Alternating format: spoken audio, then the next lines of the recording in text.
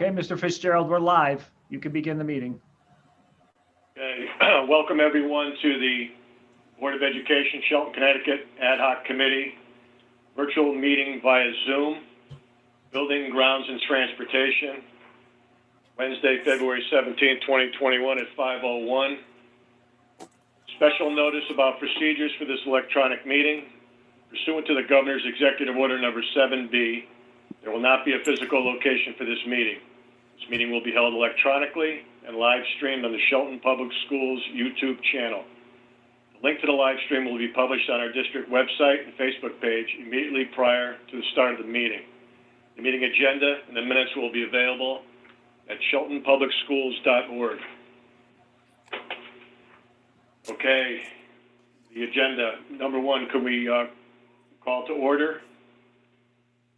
If we could have a roll call, please. Lori? Yes. Building, Grounds, and Transportation Committee attendance, John Fitzgerald. You gotta put the plow on. Oh, you did. James Orizzetti, Here. Diana Meyer. Here. I'm also showing present at the meeting, Board of Ed members, Kate Kutash, Here. Kathy Yolish, Here. Patty Moonen, Here. and Mandy Kilmartin. Here. Yeah. You don't have to take their attendance. You just make mention of them. That's it. Okay, and also You noting don't- here in attendance, Ben Trapka, John Calhoun, Rick Belden, Carol Pinozzo, and Ken Serenage. Lori, for the Okay. record, you forgot Diana Meyer, just to make sure. Diana. Yep. No, I'm sorry. I thought She's I on- said that after. She got on the- me. She got me. All right, I She missed. did the, Okay. She's a committee member. Yes. Okay, we'll move to, if we're all set with the roll call, move to Pledge of Allegiance.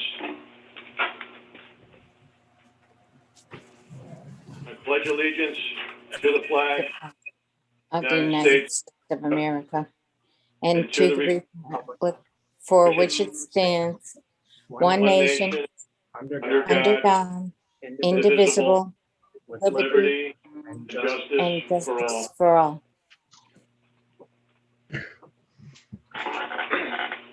Okay, we can move to agenda item number 2, approval of the agenda. Move to approve the agenda. Jim Orizzetti. and Diana Meyer will second. And approval in a second. All in favor? Aye. Aye. Agenda. We're all in favor. Agenda. All right, number 3, agenda items. Capital project list. We have an attachment.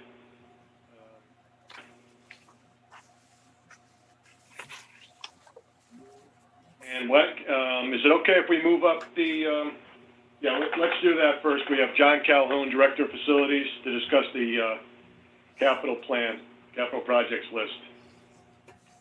John? Okay, thank you very much. First of all, we had prioritized this list during the budget process, and it's pretty much the same priority. First and foremost is the fire alarm panel at Elizabeth Shelton. That's a system that just recently, we just had another problem the other night. We had a misfire on that, and had to have it was 3 a.m, had to have a service call on that. So Excuse me, John, 1 second, I'm sorry. Just for everyone who's viewing, I'm gonna project the list onto the screen. Okay, so, Thank you. I mean, I know the board members have it, but just so the community watching as you're talking, I'm gonna put it on the screen right now. You can continue, I'm just saying, Okay, thank you. Yes, so the fire alarm panel is very much of a high priority for us at this point. We would definitely need to replace that sooner than later because of the chances of failure on that. And of course, if that fails, we're going to have to replace it. Then we're also going to have to pay for a fire watch as well. The next item on that list is the installation of the man trap at Sunnyside and at Booth Hill. Those are security systems that are similar in nature to what we have installed at Long Hill School, Mohegan, and Elizabeth Shelton. Basically, it's a double vestibule system where it allows visitors to the building to enter the first entry part of the building, but then it allows us to vet them, and it allows us to put in, look, ask for licenses, ask for information before they're allowed access into the entire building. And again, it's been done already through, the city did a project like that at the other 3 schools. These 2 schools need to be done to be up to speed with that. And that's something that we can do in-house with our current staff, between Ben's staff and myself and outside contractors. We can do that installation. The other fire alarm panel is at the Shelton Intermediate School, and that is also a major concern. And that one's a little different. That's a system that's a little more proprietary. And in order to replace that, it's gonna take a little bit more of gonna take a little bit more money, and it's gonna be, because we have to tie it into all the existing devices. And again, it's a proprietary system. So that's the reason for the difference, the slight difference in cost there. The other item that's extremely a high priority is at the Long Hill Elementary School, the main office, the rooftop AC unit. That is totally in failure right now. This last fall, we had to go to portable moving cool type units that are vented out through the windows. Very noisy, very disruptive, and not economic at all. And that didn't even allow us to have the air conditioning in the nurse's office. So that's a very high priority for us right now. That's pretty much the first tier of those. The next items on that would be the next tier. Mohegan Elementary, those are playground repairs. That's relatively minor in cost, but very important in the fact of liability, and to make sure that our equipment is up to code and up to speed, and that there's areas that don't present a danger for our students. Sunnyside Elementary School we need to remove the underground oil tank. We have bypassed any need for fuel oil at that building. We've converted all of our burner systems into gas, so we're able to use natural gas on those. So we'll be able to bypass oil, and also we don't have to replace it. So that's just the cost of removal. Other item is to replace one of the maintenance vehicles. Over time, the maintenance vehicles, of course, have just deteriorated, and the current one I'm talking about is no longer roadworthy, so it's pretty much just sitting in the parking lot until we can do something with that. The next tier would be parking lot lighting repairs and replacement at the high school. And like Mr. Orzetti said in a prior meeting, that really should be done in conjunction with paving projects, so we can do all the digging and because we have to retrench many of the poles, so that because that's where the failure is underground. So we want to do that before we do any paving projects, so that it's in conjunction with that. The other one is the Shelton Intermediate School. Now, this is installation of building controls. That is right now we budgeted a number there is $10,000, but that will only serve us to do only a few of the rooftop units there and convert them all to digital controls. Right now they're kind of almost like a manual control type of system, where they don't really react well to our building management system. And what we'd like to do there is we'd like to do as many of those rooftop units as possible. And the same thing with Booth Hill, as far as those are more internal controls. But again, there's a lot of opportunity for building controls and air handling units and rooftop units in order to get those where they're higher function than they are right now. So that's kind of a quick overview of that, and I'd certainly like to discuss it. And as you have questions, any of your concerns or thoughts on any of these. John, the rooftop rooftop unit at the Long Hill Elementary School, what is the time frame for that? That is an absolute priority, that if we want to get that installed, we should plan on doing that. We should plan on getting that out to bid as soon as possible.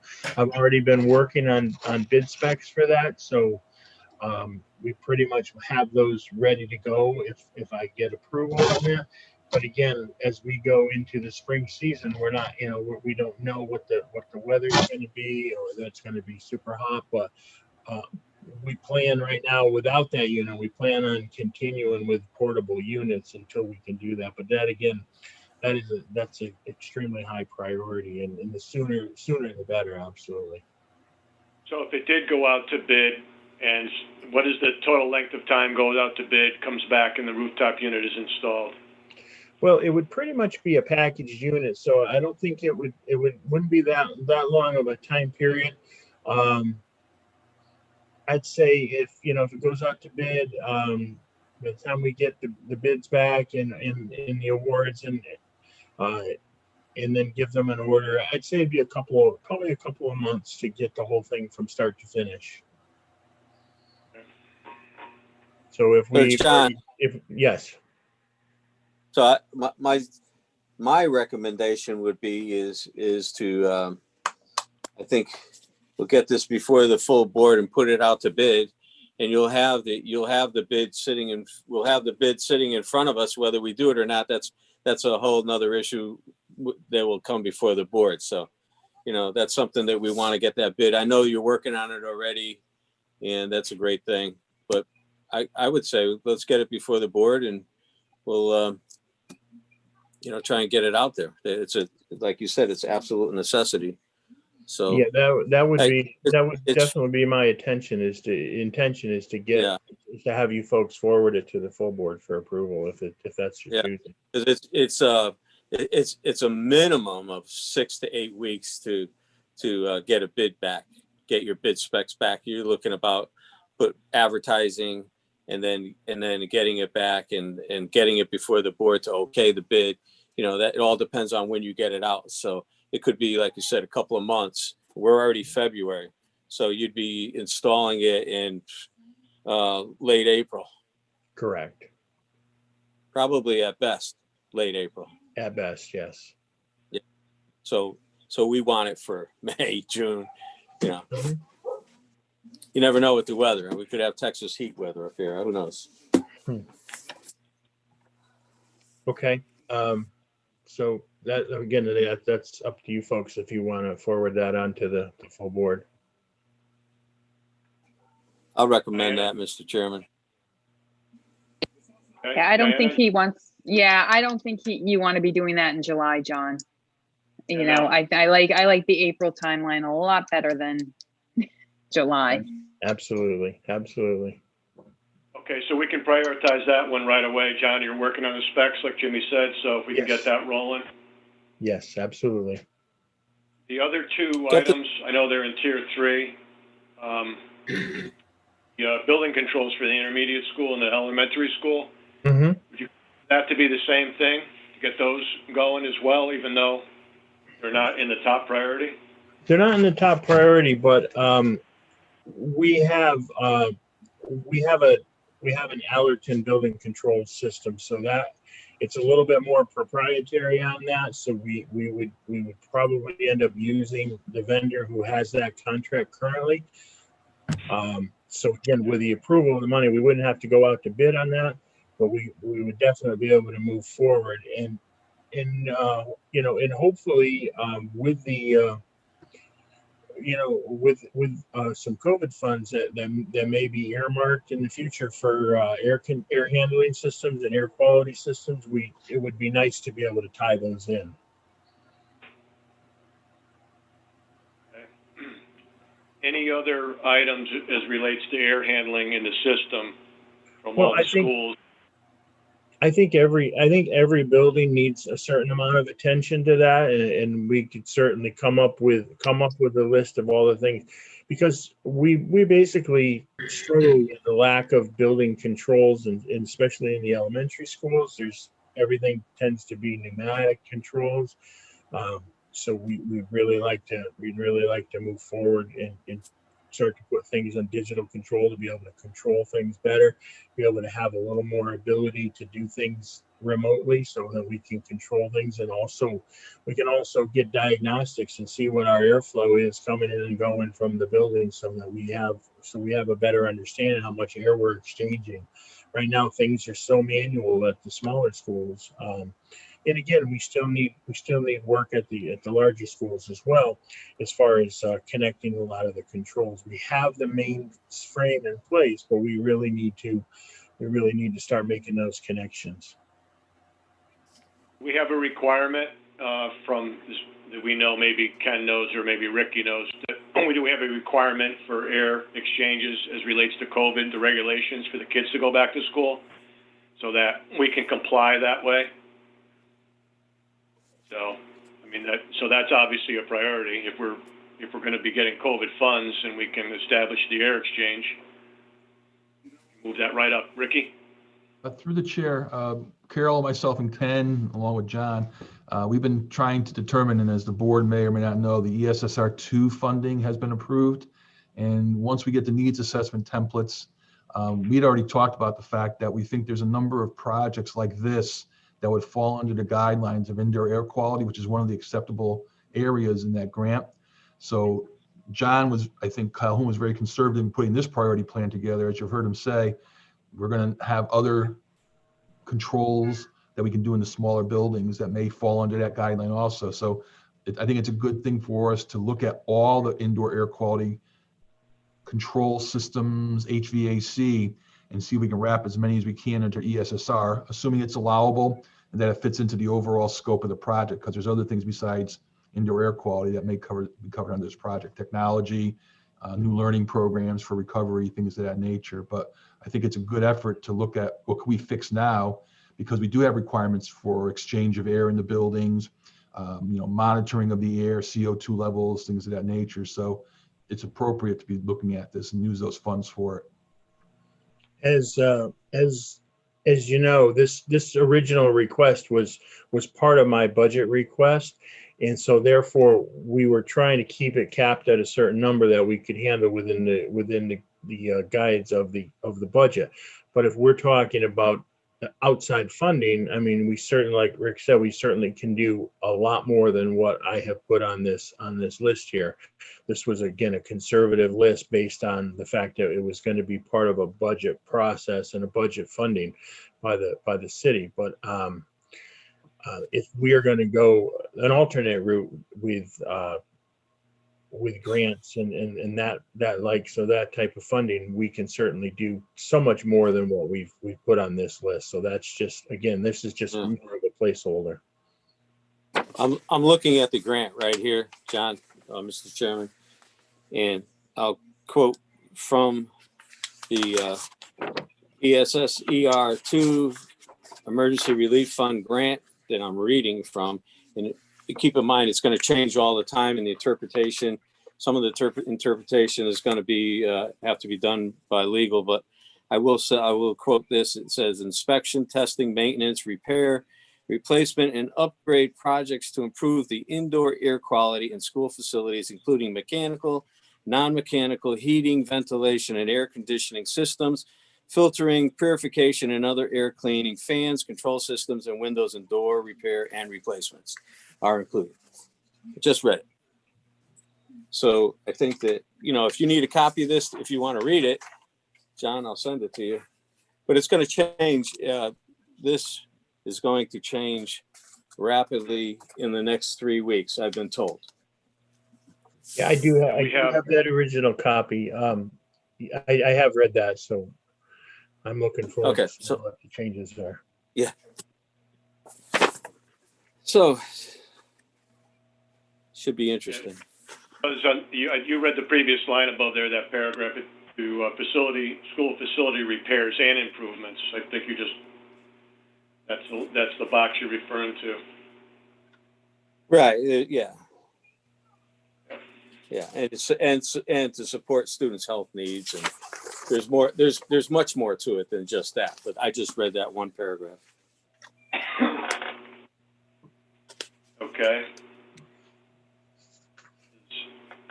anyone else have any more questions on the priority list that John just spelled out?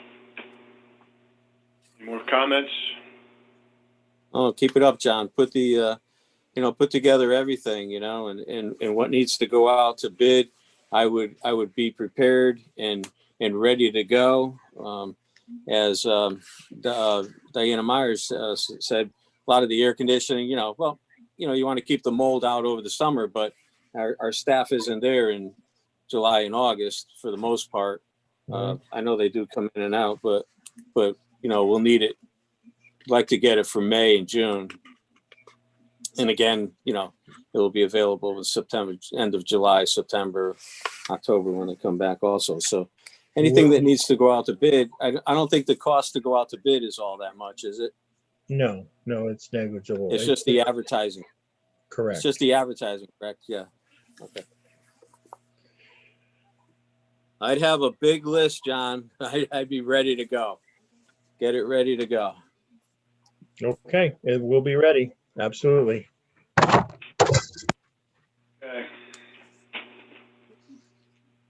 All right, we want to move on to the John's monthly facilities report. You guys all have the attachment.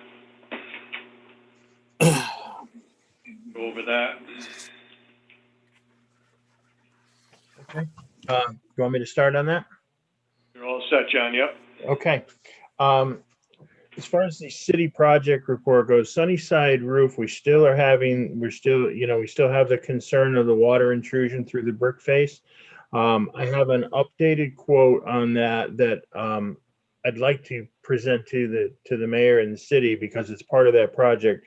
It's a lot less than what we had originally thought. It's in the low $20,000 range to get that clad so that we won't have any of the moisture intrusion. I think the city would definitely go for that, and as opposed to having to do anything more extensive or having to do any other roofing work on that. So if I could, I would definitely like to approach the city and see if we could get this approved through them and move forward with that, just so we can finish that project up. Even though the roofing project itself was completed, this was something that was necessary after the fact that wasn't planned for. Okay. So we're going to move that forward. You want to move that out of this committee to the main committee? Is that? Yeah, if you would, that would be great, and that way I could start to. And again, I've had several conversations with the mayor about this particular item, and I think he showed a lot of interest in getting this thing completed. So I think we could, once we get that sent over to him, I think he'd be more than happy to work with us on that. Okay. Are they, John, it's a quick question. Are they going to attempt this themselves, or are we going to put this out to bid, or we're going to get like somebody like Town, or who's that? It would actually, it would actually be the same roofer that installed the roof, and it would be Silktown.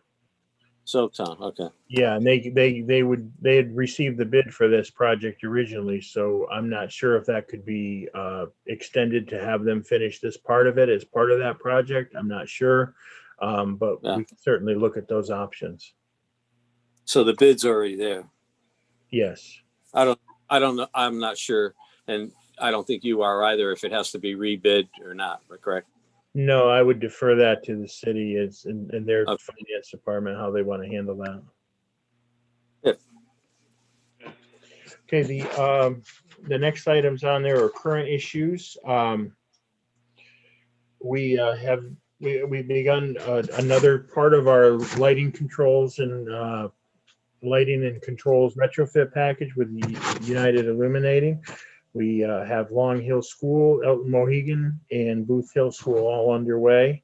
There are going to be different lighting controls, all LED technology inside and outside of the building. So Long Hill and Mohegan are completed for the most part. There's a few things they have to get back to do as far as parking lot lights where they can't get them because of the snow. But Booth Hill begins this coming week. So that's going to be a big savings to the district. Again, We're doing that all on bill financing, so we're not asking for any monies to make these adjustments. We're using the savings in the projects to pay for them. So once and they're usually like somewhere around a 2.5 year payback. And once those are done, now we're going to start seeing all the savings in our electric bill across the district, which of course will be very helpful as we move forward. The next item is we switched pest management companies. We were having some issues with the others as far as callbacks, as far as the cost of their callbacks for issues, emergency issues such as bees and problems that that are life-threatening issues for our students with allergies. So they just started, and so far the feedback has been very good and very positive, and so they'll be our new pest management company going forward, and they will follow the integrated pest management program that's outlined through the state. So that's a good item there that, and hopefully we'll have good success with them. We're having some issues with the section of the roof at the intermediate school. We've had a consistent leak there. There's an issue with the way the section of roof is connected along the edge of and it runs, like I said, along the band room there. So we're getting a significant amount of leaking when we have some really heavy rains. We've had some patching done there, but that could be an item we want to talk about in a future meeting as far as a request to have repairs done there. And that could be looking at some pretty costly repairs in the probably in the $15,000 to $20,000 range to redo that section of roof, unfortunately. But we don't seem to be able to make any repairs that are going to be long lasting. They're pretty much a patch at this point. Can I stop you there? Yeah. And talk about that. Is that water coming into where the students are, or No. are you just getting into the upper sections? It's in the hall. Pretty much, it's been pretty much restricted to the hallway. So we're not having any air quality issues. Like I said, it's happened a few times. We've done some patching on that to prevent that, but it's not causing any air quality issues at this time. But it is a persistent problem that's going to need addressing down the road. So, but it does. I mean, a hallway is where kids pass through back and forth. So Mhm. It could be some air quality issues there in the future. Can we tab that one for maybe some COVID funds? I mean, It could be mold. It could be mold. It could very rapidly turn into a mold issue, which would be air quality. I mean, if we I just feel like we're stretching. What's that? I feel like it's a little bit of a stretch, but I'll stretch. I mean, Hey, we can set it out there, and if it doesn't pass the test, it doesn't pass it. But if it sticks, it sticks. Yeah. It's definitely worth looking at as far as seeing if the funding is not available for that through that program, well, then we have to look at it again. But it doesn't hurt to reach out and look that way. yeah, just a thought. Okay, going back to the list, I've been working with the fire marshal. As you know, we did the sprinkler system at the high school, but we never really took a look at the fire extinguishers that were left in the building, and we've been maintaining those. And as I'm kind of looking at things and trying to trim costs and everything, I realized that we have over 70 fire extinguishers in the building.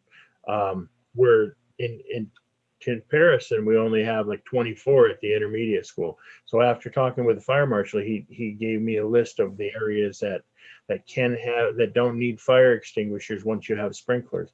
So we looked at it, and I said we did a very conservative type of estimate. So we're going to be able to remove over 20 plus units at the high school. We still need to leave them in areas like science rooms and any space like any kitchens or any place like that, boiler rooms, maintenance areas. But again, it would be it's a big it'll be a savings as far as on an annual basis for us having those things maintained and replaced over time. Over the during the time that we were on full distance learning, we were able to purchase with COVID funds additional water bottle filling stations. Our staff installed 27 additional ones throughout the district. That's in addition to what the PTOs have donated at the various buildings and everything. So I would say at this point we're in excellent shape as far as having plenty of water bottle stations that are available for all of our students, so that they they don't have to use a fountain. Of course, those are all blocked off right now for the COVID regulations. But right now, so the water bottle fillers are being used across the district, and it's been a really big received very well by the students and staff. And again, I spoke to this a little bit earlier about when we were talking about the capital project. Is we changed over our existing hot water system at Sunnyside to natural gas. At central office, we've been doing. We didn't have enough of an incentive to do a lighting program through the utilities. But we were able to purchase LED lights with a discount for that very reason but we were able to do it ourselves, and our in-house staff has started changing over a lot of the inefficient fixtures over at central office. So again, we're going to start to see pretty much an immediate effect there as far as lighting goes and electrical usage. Over the time period since I last spoke to you, we had some issues with septic tank at Sunnyside. It was a baffle and an outlet issue where they were clogged, and we were able to repair that temporarily. We're going to need to do some additional work once the warmer weather gets here, and we need to replace the baffle and the outlet pipe. But that's something that we can handle within our operational budget. Just so you know, if you've heard anything about that was an issue that was going on, and we had to have the tank pumped several times in order to get the repair done. We made several. Of course, we do our annual inspection of all of our gyms, our backstops, our bleachers. That includes inside and outside, and we've done several repairs on those to keep those up to code and to keep them safe. And a big thing happened at central office is we all got together and looked at the storage of records, and we were able to earmark 190 cases of records that were outdated and no longer needed to be kept by legal standards, and we were able to remove those to create more space in our record storage room. Which, if anyone had gone in there before, it was a scary place, and it's much better right now. And then again, we do our HERA, which is our asbestos inspections of all of our buildings. We did the 6-month periodic surveillance where they basically come in and they look at all of the areas that have been identified as asbestos containing materials. Could be in mastics, it could be in older sealant tiles, it could be down in certain boiler rooms and tunnels. And basically the inspection goes through and just takes a look to make sure that nothing has been disturbed or there's no issues, and if there are, we have to address those. But that was done, and we're in very good shape as far as keeping a track of our asbestos containing materials in all of our buildings. And then the next page is, I'm not going to go over this list because it's much, but during the district learning, when we went during the full distance learning, we decided to arm all of our custodians with paintbrushes, and we got this list done as far as painting done throughout the buildings.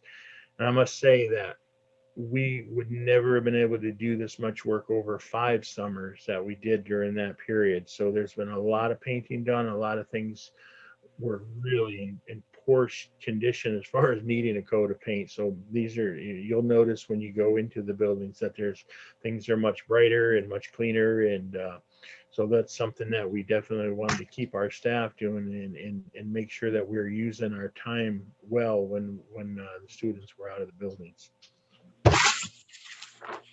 And the last thing on the list is goals and objectives.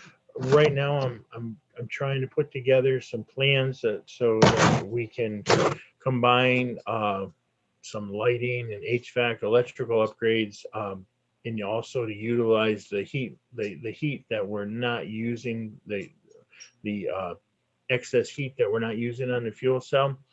We want to be able to tie that all in, and in that same thing, we would be able to look at incentives from UI, possibly incentives from Eversource as far as from a gas perspective, and also there could be the tie-in of more COVID funds, because it is there would be air handling equipment and again air quality issues that would be as a result of that. So if we could tie in all of those things, we could start really to get the more bang for our buck out of what we're using right now from our fuel cell. John, Go ahead. I'm sorry. excuse me, through the chair. Does that refer back to that project we started working on a while back with that company that was going to come in and look at the fuel cell and tie things in and use that excess heat? Is that the similar concept? It's exactly that. That's exactly right. It's a very similar concept. We've already had some people look at it, but we're going to look at it through our the company right now that has been doing a lot of the lighting projects. They have a fuel cell person on staff. Good. And again, hopefully it's something that we can do, that we can start to tie these things in and not have to go out and ask for additional funds from the public to do that. Right. So again, we want to try to utilize the incentives and the monies that's available and the savings that are available for that to pay for some of these projects. Yeah, through the chair, the reason John, what he's talking about is an excellent thing, because the fuel cell was installed to help us generate our own electricity on site. But at the time, for whatever reason, the engineering for it didn't take into account that those fuel cells throw off excess heat that could be recaptured and utilized in the building. So I forgot the percentage, John, but it was like less than 50% efficiency right now. They can get up to like 75 or 80% efficiency in terms of use of what the fuel cell is generating when you capture the excess heat. And that's going to reduce our costs for heating the building and doing other things. So I'm glad we're able to come back and circle around on that. We couldn't pull the trigger about a year ago. And I'm glad to hear there's an opportunity to revisit that, because I think it's a plus for the school district. And I think, if the one thing that could come out of it that's very positive is that we may be able to provide domestic hot water to our school at no cost to us, basically through the heat that's generated by the fuel cell. So that would be the minor piece of it. The major piece of it would be all the other savings advantages. But again, it would be also tied in as a utility upgrade, as far as there's a tremendous amount of lighting at the high school, and the savings there would be immense. The next thing, of course, we're going to continue with the smaller. We're continuing with Elizabeth Shelton and Perry Hill School as far as the lighting retrofits go there. We're trying to put together a package with Garland Roofing. They do a lot of the roofing repairs and everything for us, and we want to put together a 5-year replacement plan on there, just to bring it to everyone's attention, the status of the roofs, where they are, what we need to do looking forward, and to kind of just so for planning purposes. And again, the other things is we eventually, once things return to a bit of normalcy, we want to get our facilities tech page going, and we also, we want to continue to fine tune a 5-year capital replacement plan, similar, which would be, the roof would be a part of that as well, but that would be something that we'd want to look forward to doing. And again, I talked about this earlier about removing the underground storage tank at Sunnyside, and one last item is because of the age of some of our elementary schools and the age of the steam pipes and everything, we've had a lot of issues where steam pipes will start leaking in the tunnels and everything. So we have to be very careful as far as confined space issues. We did this in Elizabeth Shelton last year. We installed one of these hatches, but what we basically do is we'd install hatches periodically throughout the building to be able to access our tunnels, to be able to make repairs and keep, make it safe and make it easily accessible. But again, that's something that can be handled through our, it would be done by my staff, and it would be done through operational funds. But again, it would just be as needed as we go along, because like I said, as the buildings get older, the steam pipes are getting, we have a lot of leaks, we have a lot of energy loss there. So access to those is important. And of course, it's also very much of a safety issue. So that's pretty much the monthly report. It's kind of, like I said, it's a little bit long since I haven't seen you folks in a bit to talk about that. And like I said, I wanted to make everybody aware of some of the issues that have come up since I met with you on the budget and talked about the capital list, such as the intermediate school roof. And also I wanted to let you know what our staff has been doing while the students have been out to make improvements in our building. Just one question, Mr. Chairman, if I may. Yes, John, sir. Yes, sir. the chiller, you mentioned the chiller in your report. What specifically are we talking about on the chiller? I thought we just replaced that like several years ago. The only reason I put that on there is when Rick had talked about a previous proposal that we had. Yeah. In that proposal, there was a proposal to put a small chiller in that would run. It would basically be like a 30-some ton chiller that would run totally off of the energy created by the fuel cell. That would obviously be a situation where now we'd have to put out capital funds in order to do that. But that was put in there, and I thought I would just put that in there because that was one of the ideas that was floated out there on how to use the excess. It's certainly, I don't know if we're going that, we'd even go that route, but it was something to talk about to save on energy going forward. But like you said, we have a new chiller plant, so it really isn't. It's not one of my priorities, but it was in the initial conversation that we had. I just had to ask you because I remember putting that in the project that it turned out to be. I just wasn't quite sure if we put a water tower in or not on that. I thought maybe that you might be talking about the water tower, a new water tower. No, it was just a small, like I said, it was a small screw chiller that would. Okay. So it's an add-on.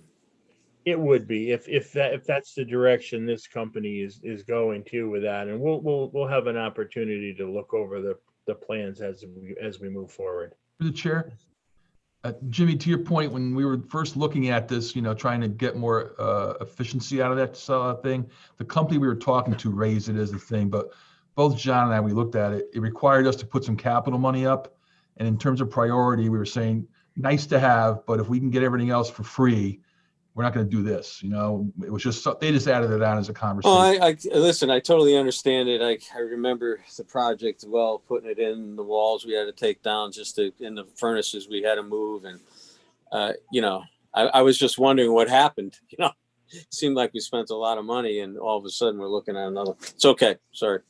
Yeah, there are certainly no issues with the current chiller plant. That's good. That's good to hear, John. Yeah. And that variable speed pump's working fine. Absolutely. Excellent. Thank you very much. Mm-hmm. Okay.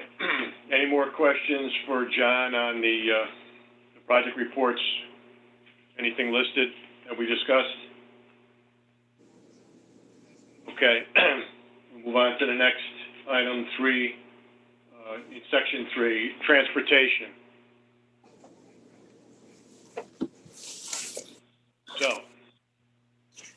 We have transportation, busing issues, and maybe we can have Ricky just give us an update on some of the what's going on with the buses and some of the missing runs and so forth.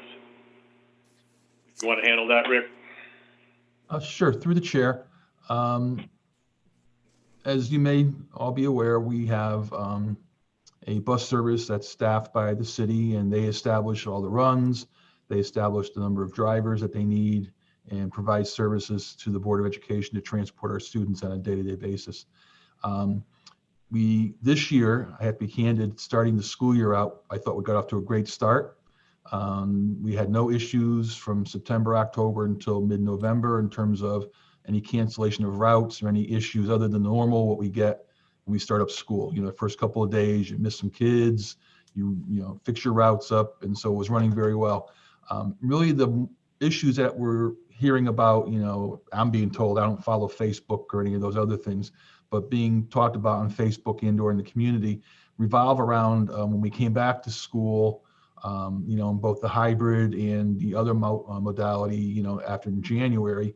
The bus company is affected the same way as we are by the pandemic in terms of staffing. And they've had days when I get a phone call at 4:30 or 5 o'clock in the morning, and I'm told that certain bus routes can't be covered, and then I get on the horn with Ken, and we contact the appropriate schools and people to let them know that those routes aren't being covered that day. I do have to tell the board that the bus company utilizes any and all means to cover the routes, even if that means going out and securing third-party busing, from another bus company to do that. So it's an ongoing process in working with them.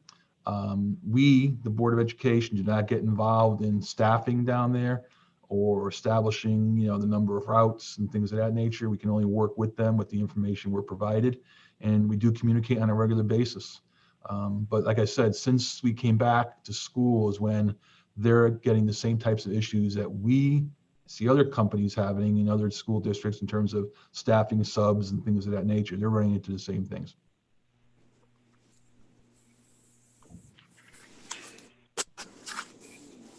Okay. Diana, you had? Well, I mean, let's just address the elephant in the room. I don't know what board member doesn't get a few times a week a complaint from somebody in the public. And I know, the staffing issues, the COVID, et cetera, et cetera. I mean, the thing with the snow, was it last week or this week? I mean, we have to do something. It's our job to get these kids safely to school. What can we do to help improve this? At the very least, I personally would like some sort of tracking rather than me texting John what I hear and him sharing what he hears. If there's a way that we could track exactly, what's going on and try and figure out, is there a consistent issue that we can demand or work with the city and say, hey, it seems to be this bus 41 is always a problem, or, something to that effect. I think that would be a good start. So to that end, Ken, we had some prior discussion last week about tracking certain, just what Diana's referring to. You want to elaborate, Ken? And with that being said, as the question was originally posed by a few board members prior to this meeting about any data that we had, since this bus contract has been in effect in 2019, it was never asked by the board for administration to keep any data on that. So we don't have any prior, either by my predecessors or even Rick's, but by all means, by the direction of the board, we would be happy to start keeping track of the data from this moment on any incidents of missing buses or whatever the board would like us to keep. We would be happy to do it. I'm just saying I don't have any past data to go off of. Ken. So we'll, Mr. Chair? no, it's not open to, it's only open to John? committee members, okay? That's not true. Excuse me? John, to the point, I'm sorry, I don't that- believe you're the chair. John, may I ask a question, please? I'm speaking, John. Excuse me, Jimmy. John, may I ask a question, please? Yeah, Jimmy, finish, and then Amanda. Go ahead. It's Sure. it's committee, this is a committee meeting, John. Um, I'm a board member. I can speak at a committee meeting. Jimmy, yeah, okay. happy to go over the rules. Listen, with you. listen, we had some conversation as to what exactly we could do and have a positive impact on the busing. We all know that we're saving a great deal of money, or the city, or we all are. So I was speaking with John earlier this week, and we had a conversation as to what we can do. We're well aware of the traffic and the people parking on the side of the roads. And it came down to a conversation of maybe we could actually, if we had people opt out of the bus runs, that we could, institute maybe a before school program or an after school program where people who could drop their children off to school earlier and pick them up later. In a discussion with some city people, it was mentioned that if we could eliminate or condense some bus runs, that money would be turned back over to the Board of Education with the savings of the bus runs. So Why would they start turning money over to us now when they haven't yet? That's bewildering. I don't know, Diane. Maybe you want to talk to them. This is just in conversation. This is all very preliminary, and it's just a discussion. We're trying to make it easier for the parents to get their kids to school on time, easier for the shorten the lines, the drop-off lines. So we're very, very, very preliminary on this. I've only mentioned it to a few people, and that would be John and a couple other board members. But we are looking for ways to alleviate some of this situation, to be very open out of the box. So that's preliminary, and if we can get to that, we will. Great. Mandy, Thank you. Mandy, and then Kathy. So I have a couple of questions. First of all, Jimmy, to your point, if the bus company wanted to present the board with ideas or options to facilitate making the transportation easier, I think we'd be willing to look at that. It's not the role of the board to develop alternative bus routes, but certainly I'd be willing to look at a plan if the bus transportation company wanted to present one. Secondly, in regards to tracking the issues, Mr. Saranich, I was wondering if it would be possible, because I know that the communication goes out to the schools, usually through the principal or maybe through you, through the IC portal, if it would be possible to gather issues that have been broadcast to the community, even just going back to January 1st, maybe not through the whole course of the school year, just to get a sense of what we're looking at. I absolutely can go back and track from when I took my position in January 1st of any communications I have. I will be honest with you in terms of its accuracy, because I may miss something. Sure. But moving forward, if directed by the board to keep that data, it would be accurate from this moment on, if that's what has to be.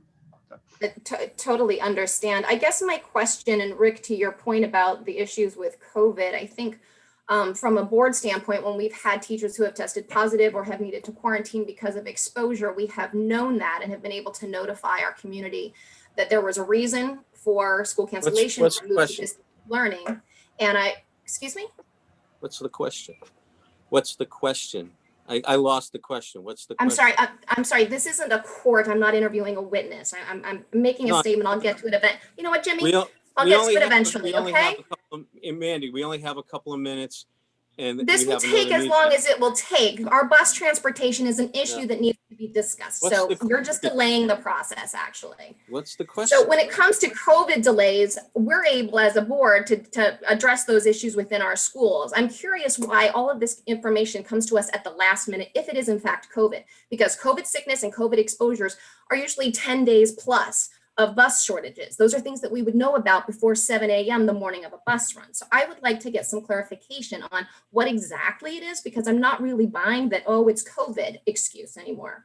The other thing is the communication issue. Ken and I have talked about a little bit, and I emailed the board chair about shoring up the communication, because a 7 a.m. notice on the morning of a bus run is absolutely unacceptable, and the communication process needs to change. Subsequently, in conjunction with that, our ability as a board to hold our bus company accountable for performing to the duties to which they are obligated needs to be better enhanced and developed. So I think tracking the past issues, tracking future issues, but also developing a mechanism to hold them accountable. Now, there are mechanisms built into our contract, our bid agreement. They're little minor fines, and unfortunately, we don't really have an attorney we can ask for advice on it because our attorney happens to represent the bus company. But it is something that we need to look at, because until we're able to hold them accountable, there will be no change in behavior. That's just simply. Oh, Mandy, can I address that? Please. So we've reached out to the people down at Transportation and try to consolidate routes and, get more of that. So there are the standby bus drivers that you're looking for and so forth, because it is in the contract. There's supposed to be so many standbys, but consolidation of the routes, and Ricky and I discussed this last week prior to the meeting, is not as easy as it sounds, because you have to provide a seat for every child. So discussion with Fred Stanek, our attorney today, through the chair, Kathy,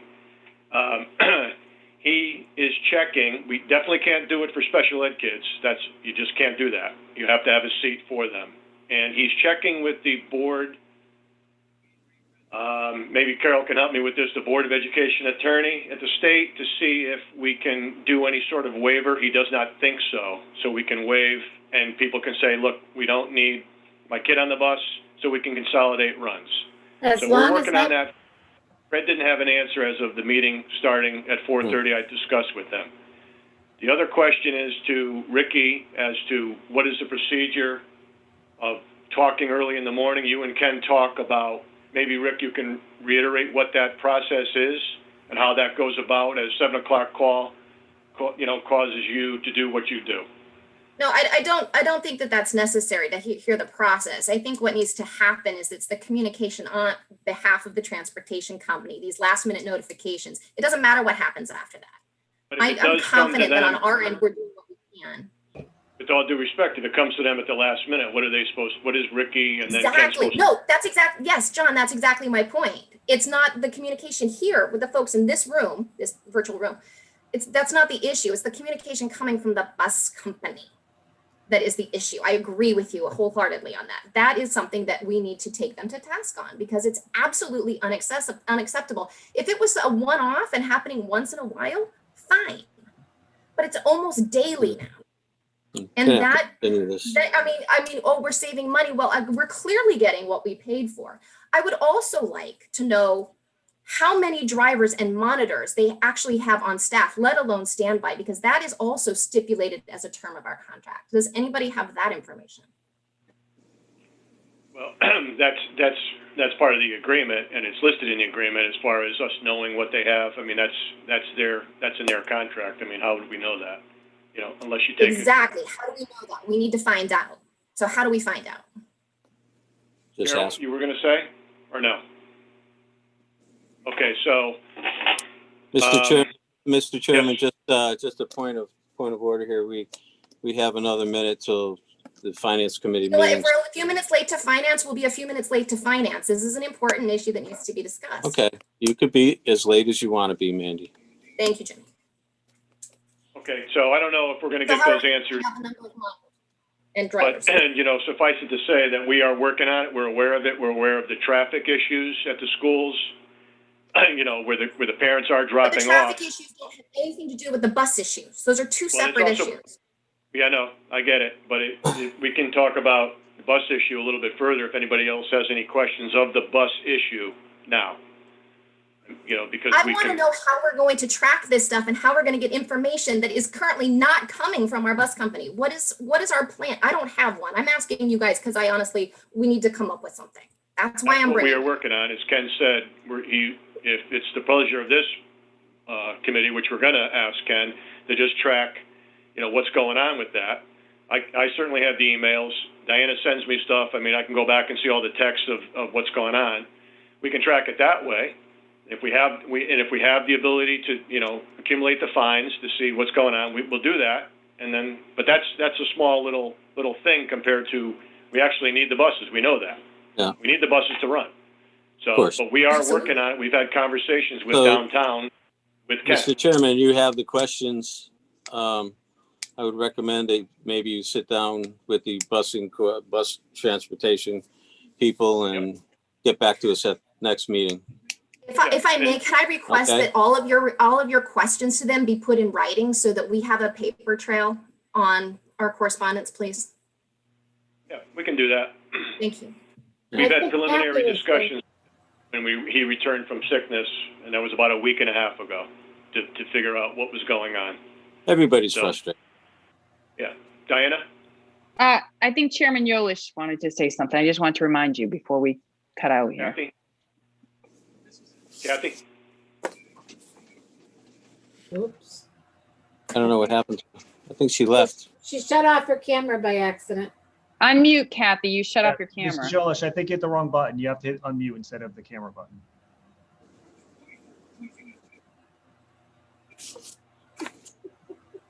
Okay. While we're waiting for Kathy to get back, there are some other issues with drop-offs and stuff and so forth where parents are dropping off kids, and there's all sorts of traffic issues at two schools in particular, Elizabeth Shelton being one of them. And so we're working on that to widen out. I talked to John previous to this where he's going to expand push the snow back on the sidewalk so we can get more cars into Elizabeth Shelton. So that may help if we can do that. So, because she's having an issue with buses coming in, coming out, and trying to outline all the cars coming in, surrounding the back of the school, this, that, the other thing. That's one in particular that we worked on. We watched that for the last week or so. Sunnyside seems to have a similar issue. We've talked to the traffic division, Mr. Singlinger, the patrolman, and he's fully aware of all the traffic backups out onto city streets, and they're watching it. But their thing is, if the kids aren't taking the bus, there's going to be more traffic. We just have to deal with it until we can widen the shoulders, move all the snow back, and get more cars in until we can get through this, hopefully in the next couple of months. Is Kathy back yet? Yep, she's there. Oh, Kathy? yeah, yes. See, that's what happens when you call on the oldest, the last. I lose my place. I forget what I'm going to say, but I just wanted to reiterate. I don't know if anybody wants to go back to the minutes, but in November, when bus drivers were laid off, my concern, and I reiterated it at almost every meeting. Here, here. Okay, my concern was that by laying off the bus drivers, did we lose any bus drivers to other bus companies? And I do think that Rick, somebody should be able to get the number of bus drivers and monitors that we have. I mean, if we can find out how many teachers or how many custodians or whatever, we certainly should be able to find that information out. The other thing I was going to say, as far as trying to set up, I think it's a wonderful idea to try to set something up for parents to drop their kids off at 8 o'clock or before school starts and an hour after or whatever. But then you run into contractual issues. And I think that brings a lot, I mean, we might be able to have some stipends for it, but I think you're opening up a whole big can of worms. So that's just what I'm going to say. Thank you. Okay, Kate? I just want to say, as long as I've been on the board, and even before when I was going to Board of Ed meetings as a parent, I continually heard that we have to have a seat on the bus for every child, regardless, simply because, you know, I drive my kid to school every day, but if I'm laid up with a fever tomorrow, I've got to get my kid to school tomorrow somehow. Mhm. So I've been hearing that going back over 20 years. Yes. I think, and to that point, I think that's where it's going to end up too, because according to Fred, you know, for 30 years, blah, blah, blah. Right. He reiterated that thought, so. Right. Yeah, John, we could when very I, easily find that out. John, when I spoke with Fred yesterday, I said, well, as long as I've been on the board, I know, you know, I've heard the same thing. You need to have, even if the kid's not going to be on the bus, but to Fred's point, if a kid doesn't take the bus and they go to school and then it's snow and the parent says, I can't pick up my kid, then you need to have that space on that bus for that kid, or you're violating, according to Fred, this is how he has heard this for the last 32 years while he's been on the Board of Education. Kathy, can I ask you a question? Did he say anything about opting out? Parents that opt out of the bus, does that apply to them also, or no? Legally, they can't. What do you mean they can't? He said that he was addressing that question to the attorney for the Board of Education state, but he doesn't believe it can be done. Oh, okay. Right. Oh, that's He said that It's been, situation, it's doesn't believe been, it can be done. Kate? it's been discussed before, that same opt-out, and it was a Yeah. circle that never went anywhere. So we have to run buses empty around. Exactly. So we run bus routes that don't have any kids on it. Right. Then some kids don't get picked up. Right. Some buses are completely empty. Right. It's just amazing. You have to, maybe this needs to be addressed with our legislators. Maybe Oh. maybe they can look into something like that. I don't know. That would be a good idea. Well, you know, we're watching buses come out of the schools, the 3 or 4 schools that I'm around, and, you know, some of them are empty. They're just coming out 3 or Some 4 of them. so empty. And then you have Yeah, one some with of- 10, and you get another one empty. So, but it's almost impossible to control. Right. So, It does happen a lot at the high school as the year goes on, because more and more kids are driving. Right. right. So And that's, Mr. Chairman, are you going to address the nutritional service report? Because it is 6:07 and I have a 6 o'clock meeting. I have a 6 o'clock That's- finance. That's in And your this is the meeting. problem why I don't want a meeting prior to finance. Well, Because we it always, just about you know. done. If all done with the comments, we just have. Yeah, there's nothing left on the agenda after this. But we have Ken. it's school nutritional service report. Okay, I don't have No. that. on my- I'm that's sorry. not finance. I'm looking That's at your the wrong agenda. agenda. Okay, there's nothing here. Hey, Ken, do you have Beautiful. anything to say? Go ahead, quick. I will just get down to two points that I want to mention. One, relative to this meeting, directed by John in terms of the committee chair, that administration will keep track of data. With that being said, and this is a communication I'd like to just emphasize with the board as well as the public watching, we will track the data and communicate that to the board. With that being said, that will be the accurate data that we receive. There's a lot of talk on social media about buses not showing up, and some of it is inaccurate. So if we're going to track data, it'll be the official data kept by administration. And I hope people do not just sway to like comments made on social media that may be inaccurate. By all means, anyone is welcome to contact the Office of the Superintendent if they have a question about buses, and we will absolutely share with you what is accurate, what is not accurate, as opposed to posting on social media some inaccurate information. With that being said, because I need to say it, I'm going to say it as many times as is appropriate for this meeting. The one part of my report that I will not cut out is this is for the public, so I know the board knows. I'm happy to report that 3 of our building projects have been closed out and accepted by the states. We only have 1 more to go. We are just waiting pending some paperwork that we will hopefully get within this week to submit the final building project. Rick and I were on touch with the state today, so I'm cleaning up some final matters, but we don't see any issues with the projects that we submitted last week having any problems. We talked to Michelle Dixon today to clear up some questions relative to the reports that were received, but we are moving forward with those building projects and looking forward to receiving that last piece of paperwork so we can submit the final one. That's all I have to say. Thank you. All set? Okay.